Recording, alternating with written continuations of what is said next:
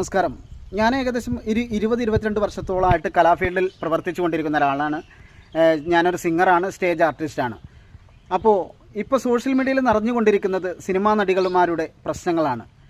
Cinema നടിമാരെ നടന്മാരും മറ്റു cinema ഫീൽഡിൽ work ചെയ്യുന്ന ആളുകളും ലൈംഗികമായി ചൂഷണം ചെയ്യുന്ന ഒരു പ്രവൃത്തി ഒരുപാട് വർഷങ്ങൾക്ക് മുമ്പും ഇപ്പോഴും നടന്നുകൊണ്ടിരിക്കുന്നുണ്ട്. അപ്പോൾ അവരിപ്പോൾ ഒരു ചാൻസ് കിട്ടിയപ്പോൾ അവരെല്ലാം വെട്ടിത്തുറന്ന് പറഞ്ഞു. ഇപ്പോൾ ഒരുപാട് സിനിമാ ഫീൽഡിലെ കലാകാരന്മാർ ഇതിലിപ്പോൾ ഉൾപ്പെട്ടിട്ടുണ്ട്. അപ്പോൾ അതിൻ്റെ ഇതായിട്ടുള്ള ന്യൂസുകളാണ് ഇപ്പോൾ നമ്മൾ സോഷ്യൽ മീഡിയയിൽ നിറഞ്ഞുകൊണ്ടിരിക്കുന്നത്.